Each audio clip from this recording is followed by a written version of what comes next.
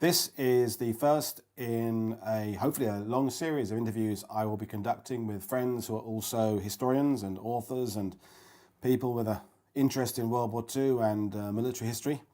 And I'm with my friend Tom Wilson. And Tom is the author of this book, which we will put a link to in the film. And he participated in a lecture for the Normandy Tour Guide Association a couple of evenings ago, which was very informative. But this is just another opportunity to speak to Tom about his work, what he does, his writing. Part one is about Tom and his work. So welcome to World War II TV. Thank you. Thank you for having me and being the first. Yeah, first. Someone's going to be the first. Yeah. So I was going to start by just mentioning the very first time I, as a young World War II enthusiast, was aware of the military having chaplains at all. And it was the first opening line of my favourite book of all time, non-fiction book, Catch-22. And the first line is, "It was love at first sight. The first time Yossarian saw the chaplain, he fell madly in love with him." And I'm sure many people have read Catch-22, and there's a new version of it coming out with George Clooney this year, which is interesting. I don't know who is being cast as the chaplain. It was Anthony Perkins in the 1970 movie. But to me, as a young kid, I'd been reading Commando comics and Battle and Warlord comics. I don't know that I was aware of chaplains in the military. I was aware of where I grew up in England. We had a village vicar, but I didn't have a connection between vicars and the military, and that book there was the first. And then we just talked a minute or two before started filming about Father Mulcahy in MASH, which I think would have been my second appreciation of the chaplains in the military. So I'd like to just start by asking you just some of the background of when did chaplains start with the military? I mean, obviously back in the old days we had bishops and things fighting bishops, but as a branch of, let's start with the British Army, when did that actually commence? Edward I in the 14th century. There were army chaplains then. They weren't probably classed as the military, but they certainly accompanied specifically the troops into combat. There's instances back into the 8th or 9th century were sort of naval chaplains. They call them proto-naval chaplains, or beginnings of chaplains. It has quite a long history, but it fades in and out. During the wars up until the Napoleonic Wars, warfare was almost a tourist thing. It sounds strange, but people would accompany. And so there were chaplains that went along. They might have had independent means of some sort, and they would accompany the troops, and they would take services. Certainly the Napoleonic War, especially the Peninsula War in Spain and Portugal, there were significantly more Roman Catholics impressed, I shouldn't say impressed, but taken into the British Armed Forces, especially Irish. And they would have been very devout. So they started using the Spanish chaplain, the Spanish priests, the parish priests, and they would start to accompany them. So they weren't, that's where the term padre comes from, actually. It's from the Peninsula Wars in Spanish. But they weren't impressed into the military. They were sort of extraordinary camp followers, might be another way they'd go on. But they were certainly minister to the troops. It really became, in Victorian times, and I suppose in some ways the army became much more professional. And so there were chaplains went to South Africa, the Boer War. But it really came into its own in the First World War. The Royal Army Chaplains Department was established. Young men came to answer the call of the colors for the chaplaincy. They were all volunteers. And they would often stay in the front lines longer than the units. The units often were only there for a week to 10 days before being rotated back. The chaplains might stay there longer because they'd have another group coming in. And many of the chaplains at the front lines were decorated. I mean, if you were to look down a list of World War I chaplains, an incredible number of them won the Military Cross. After the war, the chaplains department basically ceased to exist, and the only interaction they might ask a local vicar to do something, or a rector, it was very much voluntary, and often the chaplains had connections with the territorial army units that they might go out with the men on maneuvers, but that was it. So in 1939, the war started to appear on the horizon. The Royal Army Chaplains Department was basically reestablished with a hierarchy and so on, and that's leads into needing people. There were some territorial army chaplains that went into the chaplains department, and then they started recruiting in basically early 1939. I have accounts of ones that went into chaplaincy in early 1939, before the war started, but the army was expanding. And we're talking, and remembering what you said at the lecture a couple of nights ago, we're talking 12,000 globally. 12,000 allied then. Allied chaplains. Yeah, that's American, Canadian, and British. There were, of course, Australians, South Africans, New Zealanders. I haven't counted those. But 12,000 is not a far-off mark. Now, that isn't all frontline men. That includes chaplains at hospitals, military hospitals. Large military bases would have had a permanent chaplain.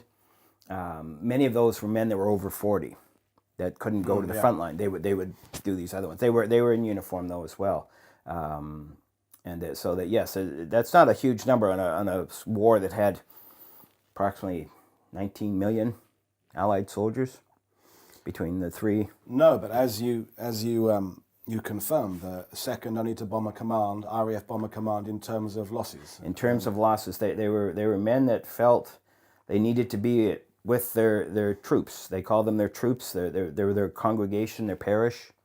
They wanted to be at the front with them, enduring the same hardships they did.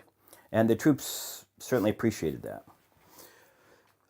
Yes, and I mean, because I think the people watching this, I think, will generally have this idea of the chaplains being particularly burials and funeral parties and that type of thing, and probably hospital visits.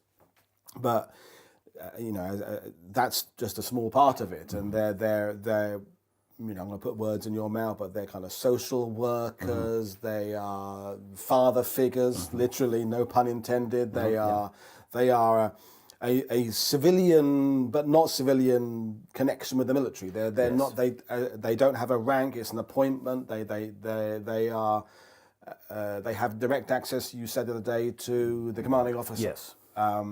So they perform a wider role, I think, than people understand. And obviously, your focus is with your first book. I'm saying first, implying you're going to do more about those in Normandy. And to backpedal a bit about yourself, where did your interest in the Normandy campaign particularly start? Oh, goodness, that's going back a long way. I would suggest probably in my early teens. And to sort of the backtrack, I got a model airplane for a birthday when I was 11 of a Westland Lysander. Yes. And put that together, and then I also discovered the adult section of the, by that I mean adult books, not pornography, of the local library. And they had a children's library, you get a card for that, but then when you got to be 11, you got an adult card. And you go in, and they had a large section, so I just sort of read through all of that. And of course, at the time I was growing up, I'm 60 now, there were still many, many veterans around when I was a boy, and so it sort of branched out from there. Normandy itself, I suppose my direct love of it came back in 2008. My wife and I were living in Nice, France for a year, with 30 Canadian university students on an exchange, and one of our tasks was to provide cultural experiences for them, and so 10 of them wanted to come up here, and that's when I first met you. Well, indeed, yes. For those watching, that Tom and I met, I was providing tours of the D-Day beaches, and you were a customer, as with a lot of people who I met that way. You've gone on to become a friend, and we've been down to the Falaise Gap together and met up and seen our lives change and move and things. And you've been in Scotland and back in France again. Yes. And I've always been here. But yeah, Normandy does seem to be the battlefield that is special for a lot of people. Again, there's a strong Canadian connection to Normandy. That helps as well. Yes. And compared to many other places in the world. The Canadians seem to end up everywhere, but there's a strong Canadian connection to Normandy and Northwest Europe, and I think, as just on a side note, I think the Canadian involvement in Normandy is so very easy to sort of follow, because it's one army in one place, more or less going in one direction. So you can, in 2 or 3 days, if you spend that length of time in Normandy, you can see the beaches and the drop zones, and you can push in and see the gradual moving through the villages inland, the Caen, the Windsor, and then gradually on to Totalize and Tractable and down towards the Falaise Gap. The American and British involvements are so spread out, and it's sometimes hard to kind of follow that progression. All the tour guides in Normandy, I think, like the Canadian sector for that aspect, and I think some of the Canadian chaplains, I think, they were always coming up in our stories, and I should point for the viewers of this, there'll be another film. I accompanied Tom and some friends. We visited 2 sites in Normandy, both of which were where Allied chaplains were killed.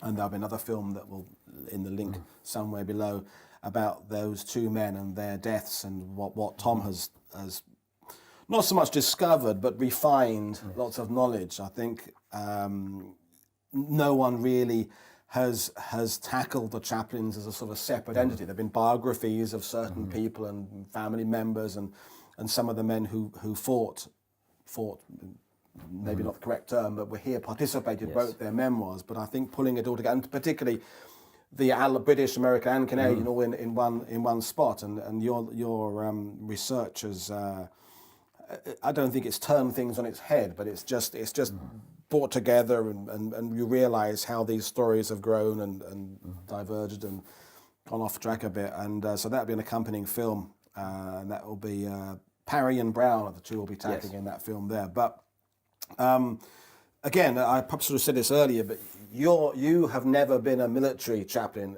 at all. You are confirmed civilian. I started out in the business world for 20 years. I had people when I was 18 say I should go into ministry, and I said, there's absolutely no way. And I, if you will, I fought against the call for 20 years. And it's waxing a little theological here, but it's certainly Jonah in the whale frame in the Bible. Yeah. He ran the other way as well. He did not want to go to Nineveh, where he was going to be killed. So he ran the other way, and God finally said, okay, you're out on a ship, we put you overboard, and you'll be in some sort of large sea beast for 3 days to convince you that you need to do that. And so things happened when I got to be in my late 30s, and I thought, I became unemployed, made redundant, and I thought, I'll go to seminary to see if it's for me.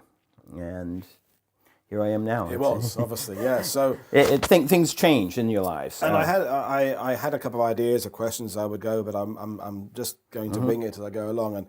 And do you think there would be a particular quality that a chaplain with the military would need that a chaplain operating solely in non-military life would not need? Or yes, definitely, because you have to be extremely tolerant of all denominations, all faiths, especially today, and those with none.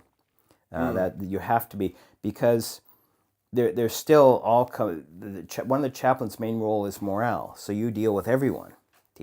Partly it's spiritual, but it's also morale. So you do what you can to interact and keep the morale up, because I think any commanding officer will tell you, if morale plummets, they're less likely to go into combat. If they're more likely the chaplain can inspire them, and that's often why they were in the front lines. If they say, here's a man of God, he doesn't have any weapon, he's up here with us, if he can do it, we can do it. And a parish, whether you're a bishop of a huge cathedral with hundreds coming and a congregation, or you're some little small village, those people are there because they want to be there. They are firmly committed, you would usually think, to the cause.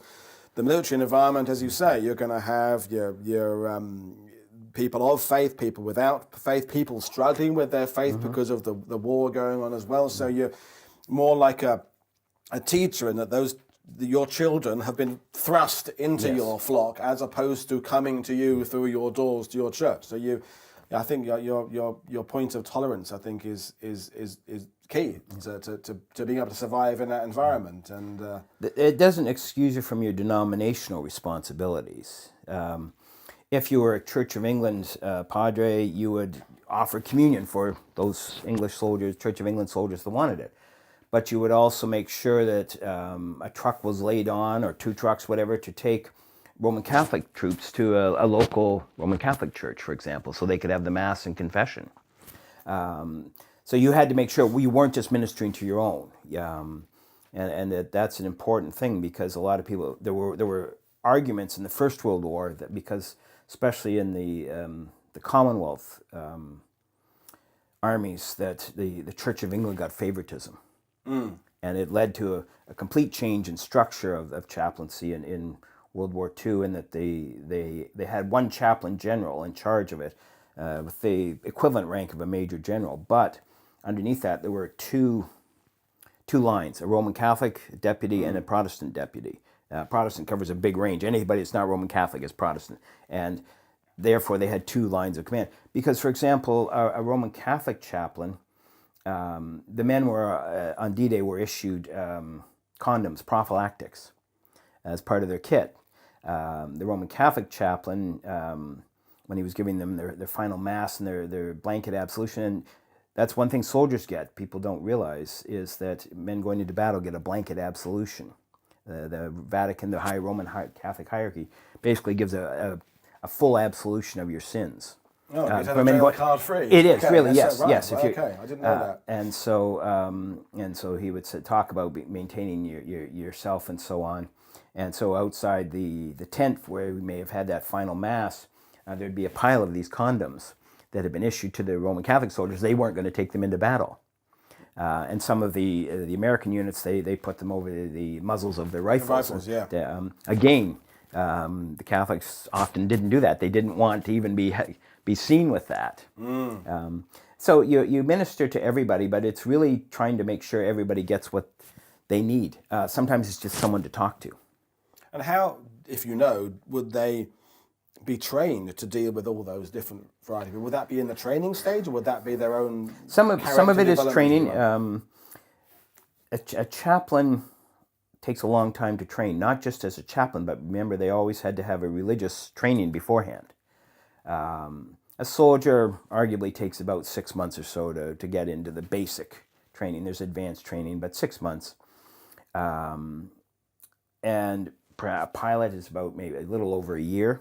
A chaplain is about 6 to 7 years. Normally you would have an undergraduate degree, a Bachelor of Arts degree.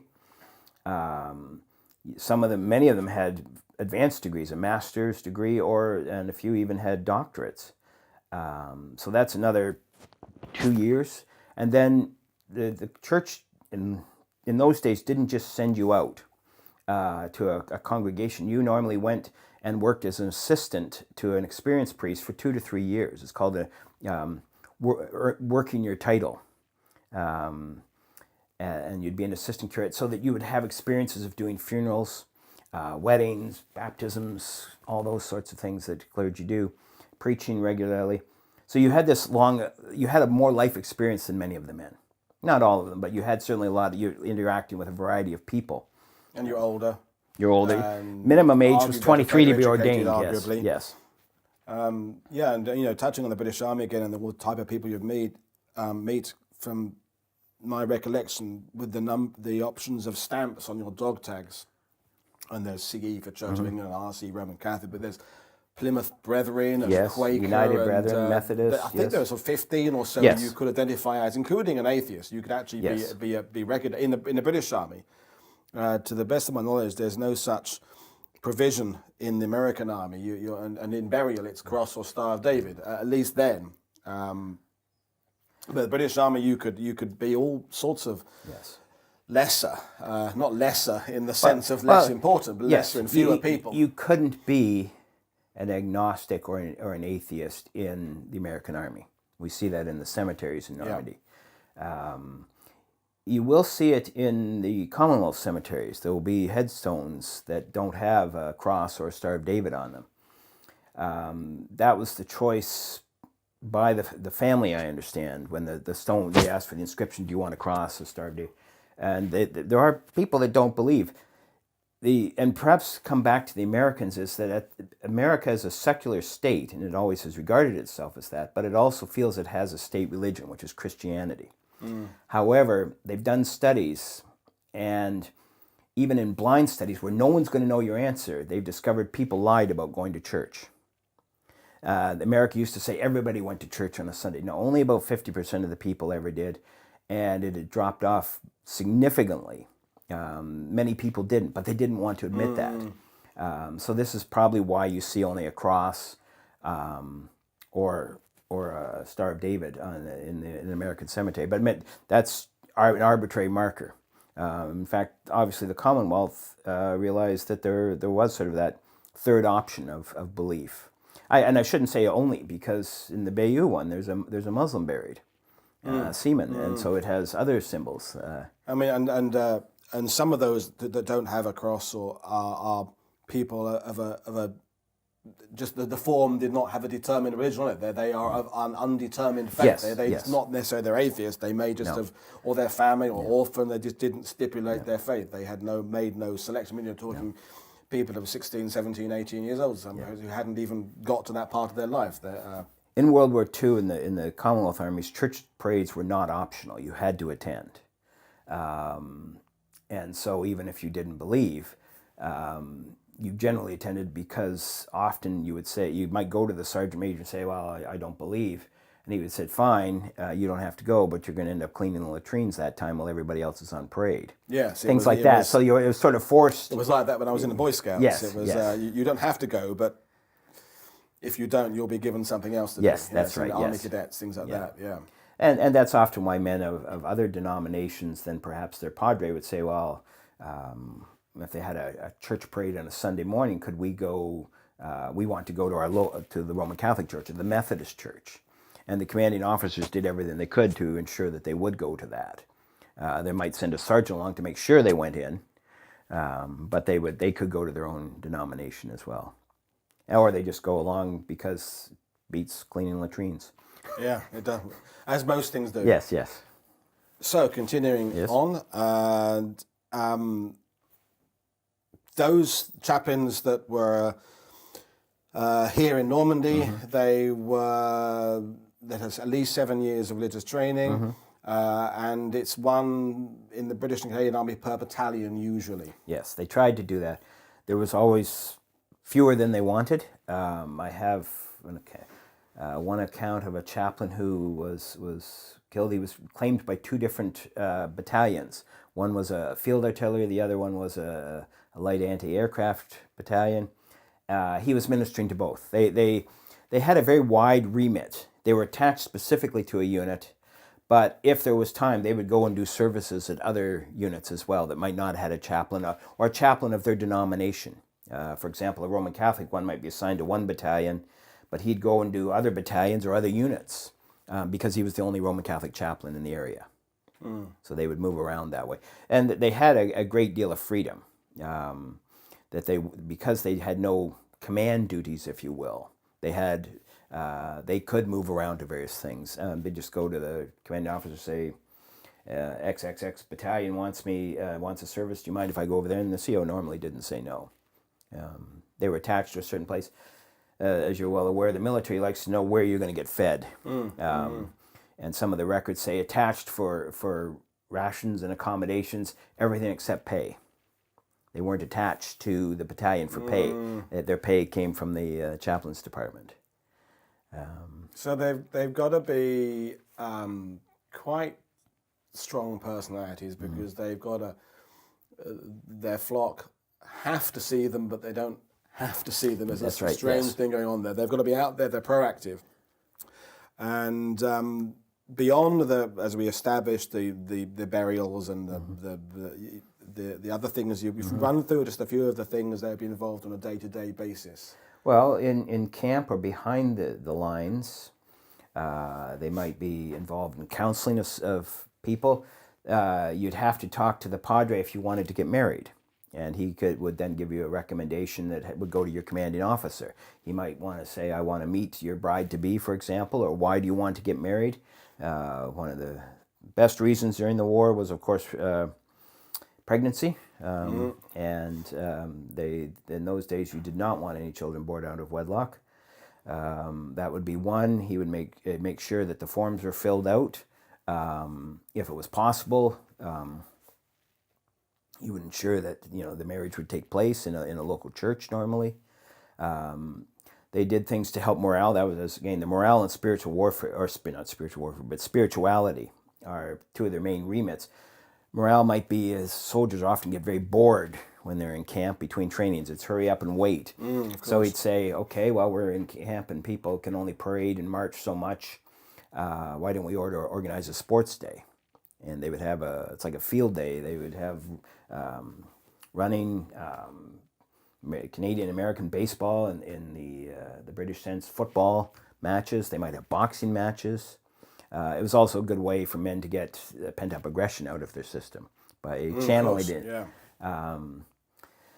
They also would write letters. Many of the men in the war were not all that literate. They wanted to write a letter perhaps to their mother.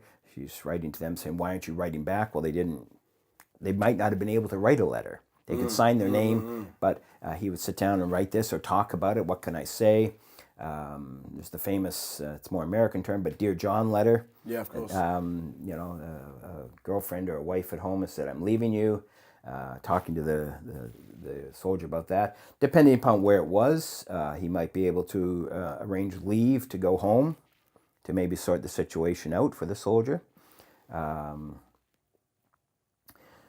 Bring notices from home, emergency leave, your parent is near death. We can arrange the bad news. The bad news, the good news. Killed in bombing. Yeah.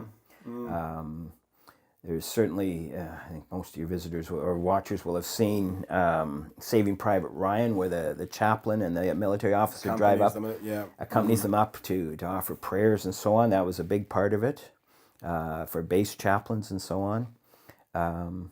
All sorts of things they might take on that others couldn't do at that time or didn't have the time. I mean, most officers may had a second role. They might be you're the transportation officer for our battalion, or you're the maintenance officer.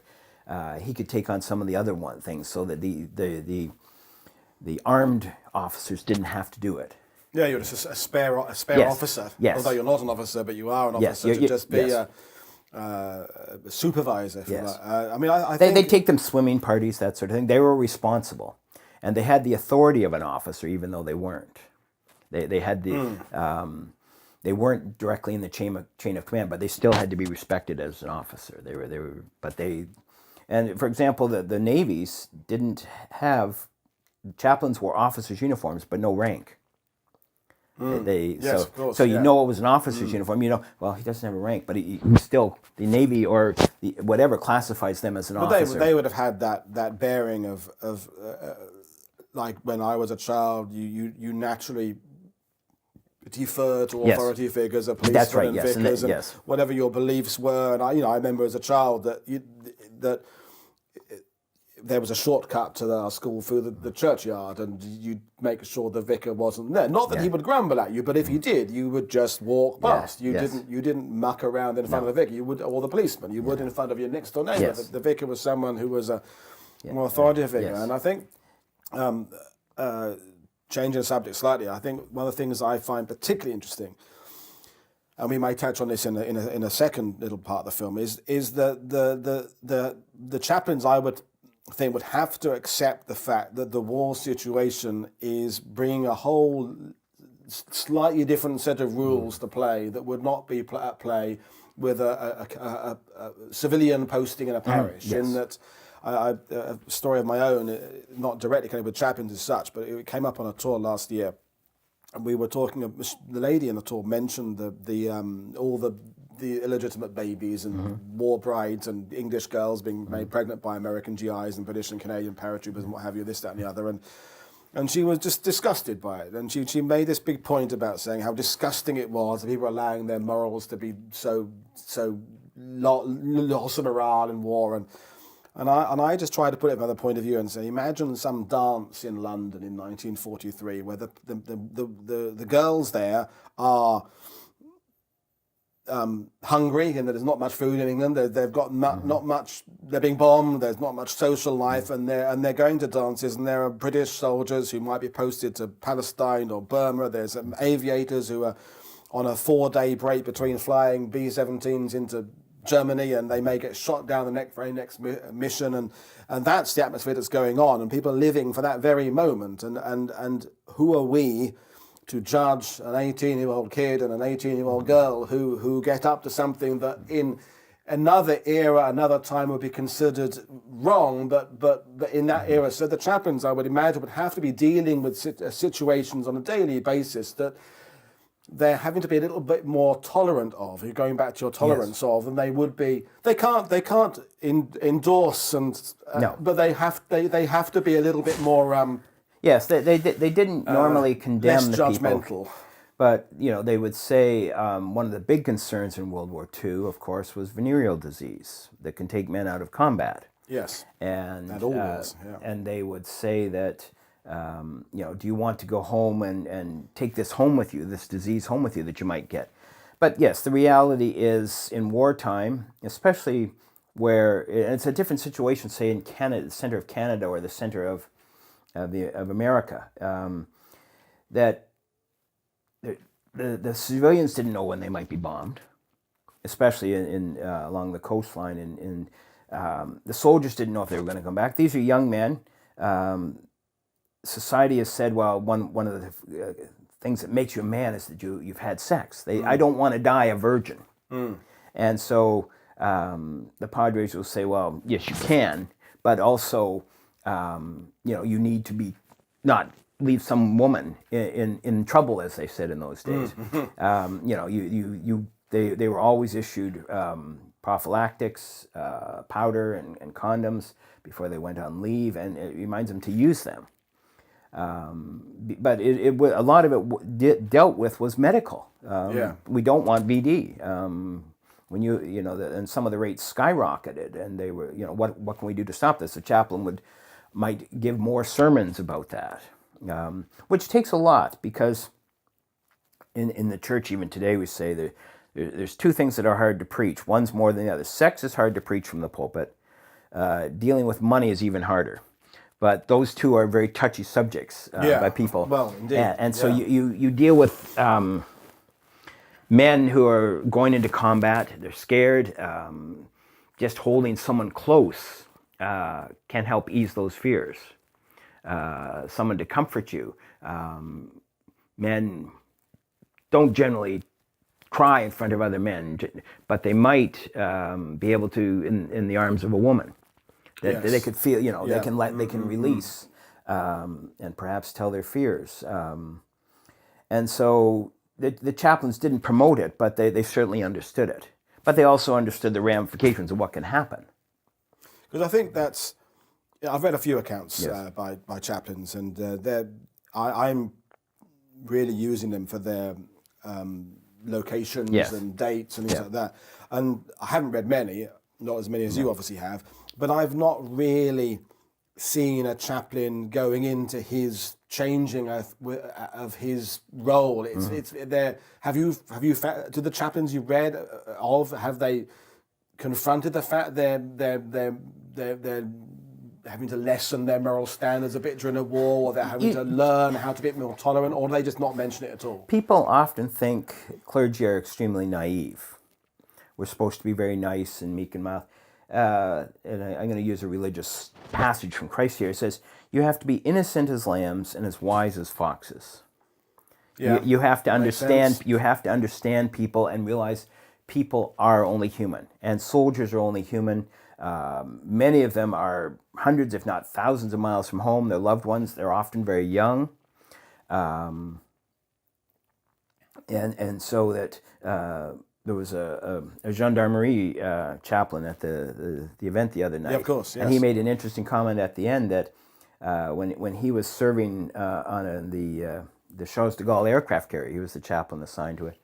And when they'd come into port, the young men would say, well, can we go out with you, Padre? Because then we won't get into trouble. And we can tell our girlfriend or our wife or our mother at home yes. that we're with the Padre. We can't. We're not going to get into trouble. Yes. Yes. That the Padre will make sure we don't get into trouble. They may get very drunk, but he will make sure that their, shall we say, their morality isn't sullied. Yes, they're. So this even occurs today. One or other of the sins, as opposed to several. Yeah. Yes. Because I think in your studying of the book, and I'm going into questions perhaps you didn't think I was going to go into, but you obviously learned about these individuals and where they were and what happened to them and the some that died, and I'll encourage all the readers to obviously get a copy of the book and learn that for themselves. But have you, as a priest yourself, learned more about your own role as a priest by reading what these guys? Has it taught you tolerance or something? I mean, yes, it has. I think I've always been quite tolerant. I grew up in a relatively liberal time in Canada and so on, so I'm not. I wouldn't say there's some that become more conservative, but you don't last if you're too conservative in ministry. You have to understand people and accept people as they are. We're not called to judge. No, that's the big thing, yeah. And that's the thing. If you're really judgmental, you won't last in any of the what they call the liberal denominations. You just can't. People won't come to you, and they won't trust you. I'm not going to tell him because he'll judge me. So you don't do that. It has made me realize that. You minister to everyone. My current role is as a chaplain. It's a chaplain. Chaplain as a title covers broad things. It means you minister to a group of people. You might be a gendarmerie chaplain here in France. You might be in the UK. There are workplace chaplains that go into large factories and are there to talk with people. Perhaps someone wants to get married and they don't have a local minister or priest. They will marry them. Perform their marriage for them. You have a variety: nursing home, care home, hospitals, jails. There's all sorts of chaplains. My role in France right now is a chaplain to an English congregation on the south coast of France. To anybody in that area that wants a service in English, I have had my congregation say, "Oh, there's a nice Protestant church up the road from us, very close to us. We'd like to share services." And I say, well, I'm quite happy to have them come to us, but it's not that I'm not ecumenical, but I'm tasked with performing a service every Sunday in English for anybody that wants that service in English. I get called by people I don't know, but they're from England originally, or not necessarily, but saying, can you do my so-and-so, my partner, my husband, my wife's funeral? I even had a fellow, I did one for, his mother was an Armenian Orthodox woman. She wanted it, but they wanted an English funeral. So the English language aspect, as opposed yes, to so I minister to a specific community. I have people that never come darken my door of my church in the south, who, but I'll meet them at the British Association. Oh, this is our chaplain.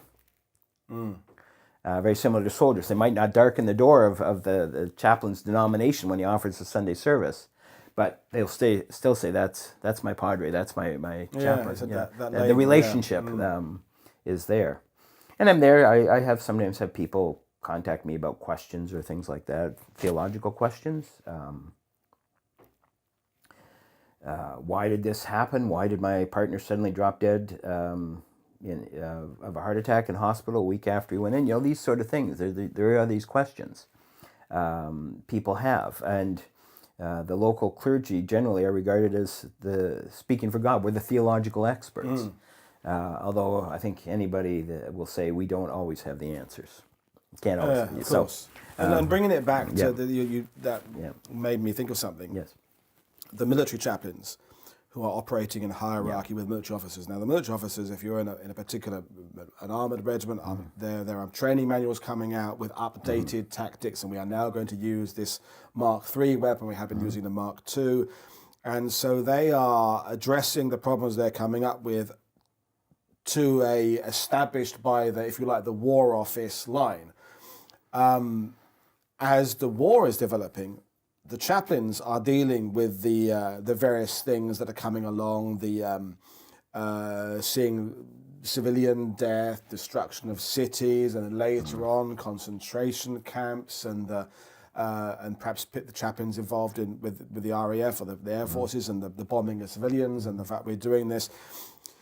The military officers are receiving this, if you like, party line. So if a sergeant or a corporal says, I don't like the way we're approaching this attacking of a bunker, sir, the lieutenant can respond with, well, this is the way it's been worked on the parade ground.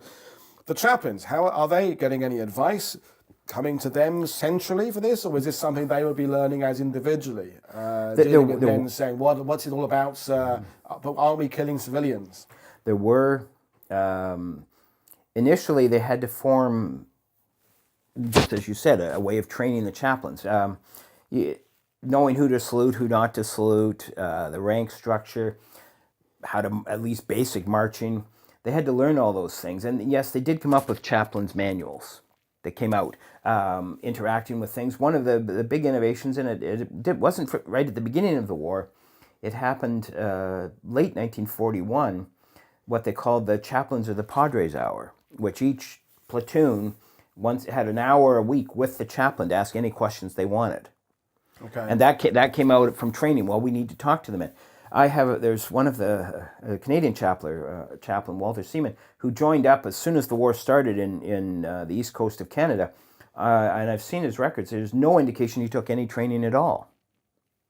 Most of the others had some sort of training. They'd go to the chaplain school that was set up to give them the basics of military instruction, what their role was, perhaps understanding of some advanced first aid. But yes, they did gradually come along. There was also the need, there's a picture in the book of the chaplains of the 43rd Wessex Division being pulled out of the line by the divisional chaplain, senior chaplain, for what anybody else would call a conference. The clergy would call it a retreat. He pulled them out for 3 days. We're going to sit down, we'll pray together, we'll eat together, we'll talk. Because he knew the pressure on these men. The chaplains in a wartime situation, once they've entered battle, they're dealing with death all the time. There's graves registration troops, but often chaplain would be roaming the battlefield looking for dead and wounded. And if he found a wounded, he might have been assigned a couple of soldiers to dig a grave, or they dig it themselves on a battlefield grave, mark it, and literally down to 6 coordinates on a military map. This is where I buried this person. His dog tag number is this. His fingerprints are here. And it starts to wear on them. It wears on me doing a lot of funerals, one right after the other. Yes, well, and for the viewers watching, the 43rd Wessex, along with the 49th and 59th Staffordshire, they're having morale issues in the 7th Armour Division. There are at discussions at a high level about should some units be broken up, and some indeed were broken up, and some units they could not recover the morale of things. So it's there's obviously, and it's interesting for me that there's obviously a chaplain involvement in this. That things are getting really pretty tricky here. And they pulled them out to let them have a bath. They were like the forward unit. They hadn't had a bath or cleaned, get the uniform cleaned, and so he pulled them out at the end of July. The chaplain, divisional chaplain, pulled them out of the line at the end of July for this 3 or 4 day conference or retreat. And then they went back into line, and within 2 weeks, 3 of the chaplains were dead. Wow.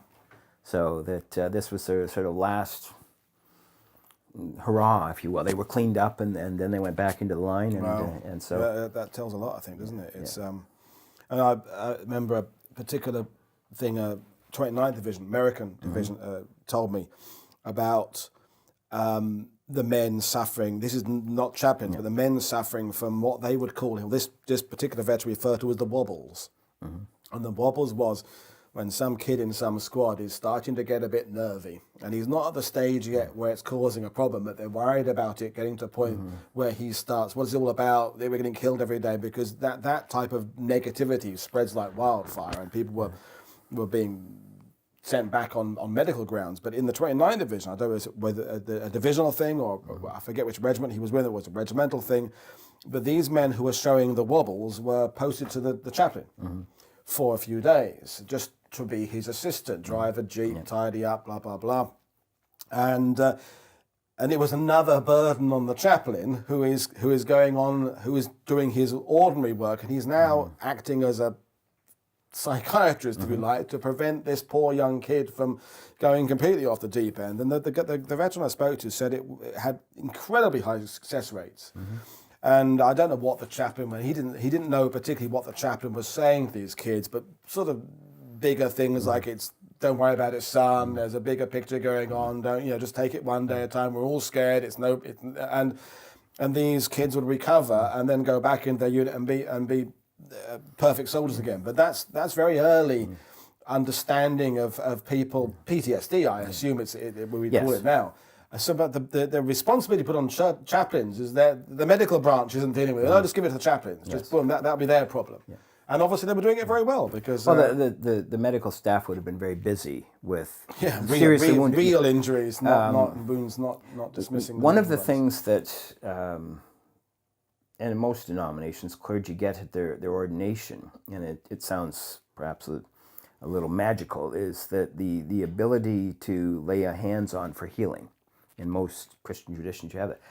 I started out, I never did it, but I started a number of years ago, and if I know someone has a problem in their life, we have a fellow in the south who's a convert from Islam, from Iran, and he's not able to find a job here and so on in France, and so I lay hands on him, and he's told me it brings him peace. I've had another woman whose husband was in a serious motorcycle accident. He's in a vegetative state in a care home now, will be the rest of his life. He's just turning 65. So I lay hands on her, and I don't make a big event about it, but and I have them say, it doesn't maybe going to change things, but it gives me a peace. That's all I can say. I'm not any sort of healer, I would say. I wouldn't ever claim it, but whatever it is gives them peace to know that someone who speaks for God is saying, yes, you are loved, you are remembered, that if something happens, that God is with you. I don't know why it is that way. That's just historically the way Christ healed people, by just laying hands on them. And that's this passing on down through the character. And it's some denominations have big healing services and so on. Others don't. But I find this quiet, understated way that a chaplain might just talk with somebody. Let's talk about, what are your fears? If you tell me, I'm not going to tell anyone else. The Catholic Church calls it the seal of the confessional. But most denominations, if you were to talk to a minister, they're not going to tell anybody else. They'll listen to you. They'll listen to your fears. Talk it through with you. Without going and saying, he's scared to go back in the front line. They'll talk with him. And so that helps to talk it through. In Canada, it's called critical incident response. And I had some friends that were in the Ontario Provincial Police, a staff sergeant, and that's what he did. After they've had a traumatic incident, car accident where many people are killed or something, they're firemen have the same thing. They need somebody to talk it through. That's part of PTSD training, is to talk it out. Yes. To someone who might know. And military chaplains, certainly combat chaplains, have been through it. They've been to the front lines. They've been under shell fire. They've been under machine gun fire. You can talk to them about it. They know what you're talking about. They know the same fears. It's one of the things I've noticed, as was always the case, you read someone's book or a new subject, and when you go back and read other books, you then notice the references. Yes. I'm now noticing references to chaplains again. And just recently, a few things. I'm reading a memoir, and the veteran says, something's coming up, the big push is coming up, and I went and spoke to the chaplain. And some of these people are very religious, and some of them are not religious at all. Yes. But it was still something, a little step along the way. The big thing is coming up, I'll have a chat. And they don't, the accounts I've noticed, they don't particularly mention what it is they're talking about with the padre, the chaplain. They just mention they went and saw him. And it's, I'm starting to notice that more now, and it's, we'll touch on this perhaps in another film in a minute, but myself as a heathen atheist, I find some of that weird, but also really interesting. I'm not dismissive of it. It's just interesting. I can completely understand that being in a situation as awful as war, that you want to, even just for Pascal's wager, just kind of put a deposit in somewhere, just in case, just to have your little word there, and if something happens, you've kind of covered your base by having a word with the chaplain. I understand that. Remember, the chaplain would have buried someone with a burial service, whether they're an atheist or the staunchest Christian in the unit. They would still do the burial office them, commend them to whatever. And that was very important. Yes. I mean, you're reading accounts, the understanding that if you were killed in the line of duty, you would be taken care of quickly. I mean, you have all the reports up in the British Airborne sector, patrols going out a day or two after the first patrol with the chaplain or the medical party in the patrol to recover the dead of the first patrol when that area was particularly still savage. But the man who'd been killed on the first patrol, his friends wanted to know he was being taken care of. So a patrol, including a chaplain, some would endanger themselves because of that need to bring closure. Because if the army starts believing that you're not cared about as an individual, that kind of negativity would spread. So I had a particular customer a few years ago who was number 3 commando, and he was wounded up near Omfreville, and the son who I was taking didn't know that next day a patrol had gone out, and the chaplain had been wounded on it. He wasn't killed, but he'd been wounded on it, and he was upset, this son, that his father's wounding, because he was abandoned and they recovered him, they found him alive, had led to another patrol in which someone else, and a man of cloth got wounded for my father, and it was quite a heavy moment. But I think at the time they needed to have that closure. Yes.